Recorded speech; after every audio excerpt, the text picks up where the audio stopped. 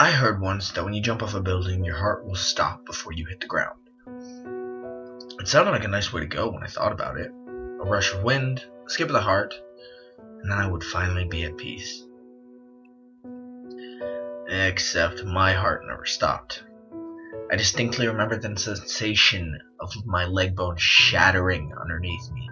My nerves were obviously ruined, but somehow that didn't stop the excruciating pain from radiating from some phantom limbs beneath the pavement. I only managed a few ragged breaths through my crumpled ribcage before I felt my body give up. Death felt a lot like a deep, dreamless sleep. Until I woke up. I was lying in my bed, beside a screaming alarm. I slammed the snooze button and tried to process my unintended existence. I stood up and walked to the window. The city was bustling in its monotonous way, churning on, unaware of the biological conundrum I was faced with. I checked my phone. 4 days had passed since I decided to jump. My phone inbox had a few messages. All of them were from my boss asking where the hell I was.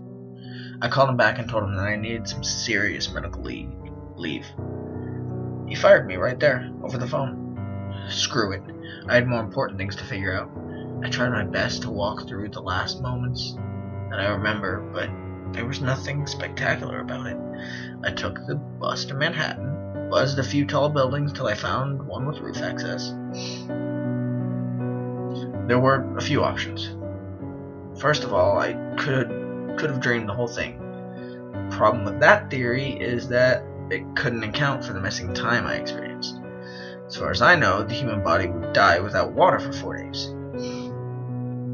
Secondly, I may have hallucinated my demise due to mental illnesses or a brain tumor or something. This may account for the missing time. Maybe I was up and about, but I just forgot about it. Why would I have missed work, though? Thirdly, I may be invincible. Not as in unable to get hurt, but my consciousness slips into some other dimension when I die. Maybe that's what happens when everyone dies. We're all just hopping dimensions, thinking every time we almost died was nothing more than a close shave. No idea was satisfactory. I decided to head down to the building that I had jumped from, but the pavement had no blood. No trace of any of my grisly and painful death. In fact, I felt great physically. It was like I went into hibernation for a few days and came out with nothing but a terrible memory. I fell asleep that night wondering if this was some sort of miracle. I was far from religious, but that was before this event. Maybe I was given some sort of second chance. The next day, the wonder had worn down and the present pressure in my chest slowly crept back. Depression feels a lot like you're living in a world of sand. It presses down on you from all angles, filling your mouth and your eyes and your ears until the pressure is too great to even gag. Some days I just wouldn't get out of bed. The sand would lay over me triumphantly, but the day was easy. Ever since I was a young child, I was plagued with thoughts of self-harm. I remember obsessing over death, trying every which way to imagine what it would feel like to be stripped of consciousness. The thought of dying excited me, but I knew it was an inevitability. No need to rush into something you're destined for to begin with. One night, I must have been 8 or 9 at the time, I went and turned off every light in the house, walked into my room and shut the door. Then, still unsatisfied, I stuffed the gaps in my door shut with sheets, taped the curtain to the wall the best I could. The room was black as pitch, and I couldn't even see my hand waving in front of my face. I took a pillow and wrapped it around the sides of my head and pressed down over my ears. I thought that if I could block out enough senses, maybe, just maybe. In my head, I was running my death over and over, trying to remember how every shard of bone and scrap of muscle felt, stuck to the pavement like discarded gum. It was the most excruciating moment of my life.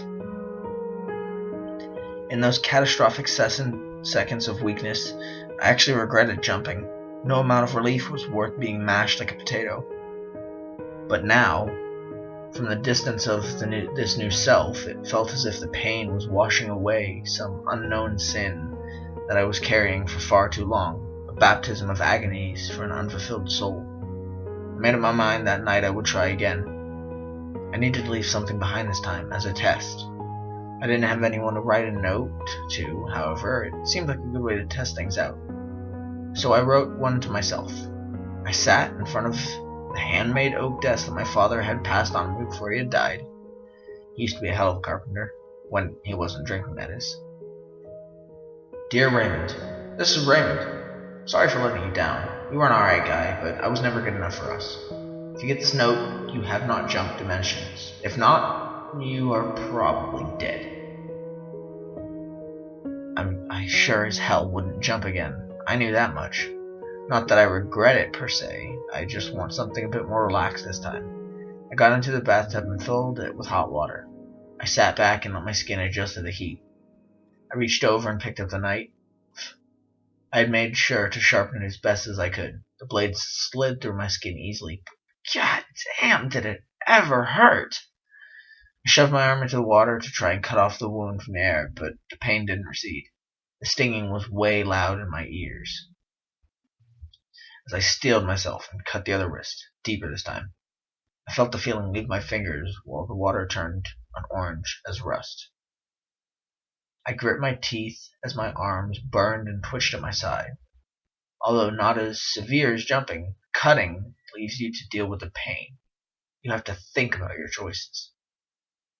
I don't know what was worse, the pain or the contemplation. I sat like that for what felt like 5 minutes, waiting for death's sweet touch to grace me again. After that, my head was so fuzzy that I couldn't feel the shooting pain radiating up my arms at all. My head swam like all the sand around me had turned into gelatin. Once again, I fell into the long, black sleep. The shrill morning alarm woke me once again. I lay there for a long time, just staring at the ceiling, listening to my clock's familiar cacophony. I checked my wrists. Not a scar to be seen. Another 4 days had passed since my second death. After a while, I killed the alarm and walked to survey the bathroom. The bathroom was clean. Too clean, to be honest. It smells like bleach. I picked up the suicide note I had written myself and looked it over. At the bottom, in sharp black ink, someone had scrawled a word. Lazarus.